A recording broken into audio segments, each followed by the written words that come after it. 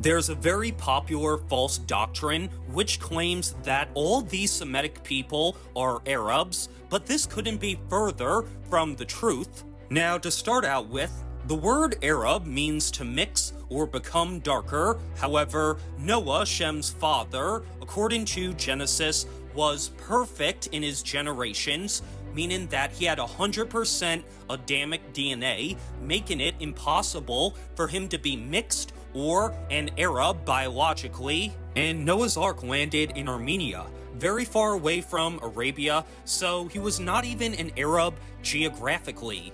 But let's look at the descendants of Shem. First we have Aram, the father of the Armenians, who still to this day have R1b DNA, the same haplogroup as Western Europeans. And the Armenians play a significant role in Israelite history because Jacob's mother Rebekah and his wives were all Armenians, meaning that the patriarchs of the 12 tribes of Israel were more Armenian than they were Hebrew.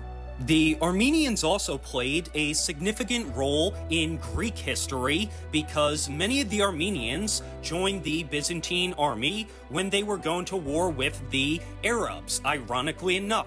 Another Semitic people who played a significant role in Greece's history are the descendants of Lud, known as the Lydians. According to Homer, the Lydians were an ally of Troy during the Trojan War, and according to Herodotus, the king of Lydia generously donated tons of gold and silver to the temples in Greece.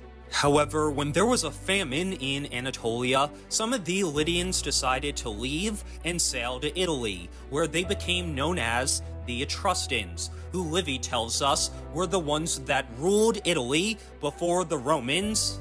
Following that, we have Elam, the father of the Aryans, such as King Darius, who says in his own inscriptions that he is an Aryan, and in his palace he has portraits of blonde-haired, blue-eyed soldiers.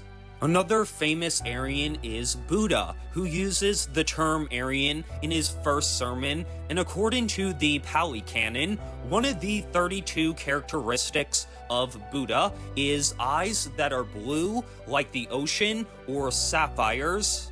And Buddha's descendant Bodhidharma, who brought Buddhism as well as Kung Fu to China, was given the nickname the Blue-Eyed Barbarian. Furthermore, in the Rig Veda, the Aryans are consistently described as having a light complexion in sharp contrast to the natives with their darker complexion. Later writings in Sanskrit, which is an Indo-European language, describes Krishna as having a body that is white like a cloud and eyes that are the color of a lotus, which is a blue flower native to India.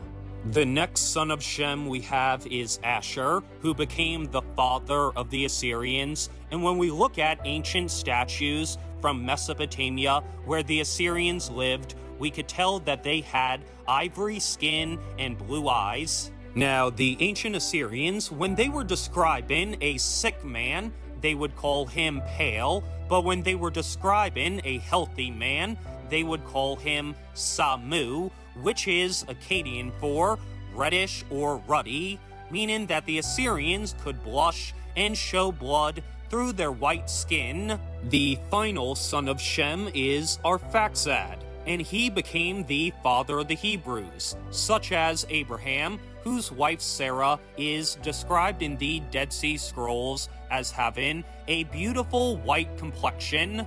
And although we're not given a physical description of Abraham, we do read in Genesis that he was able to consume dairy products and that Yahweh promised his descendants a land flowing with milk, meaning that the Hebrews were not lactose intolerant. Today, the ability to drink milk is most prevalent among Europeans because we are the remnant of the Hebrews, but originally all these Semitic peoples were identical to modern Europeans.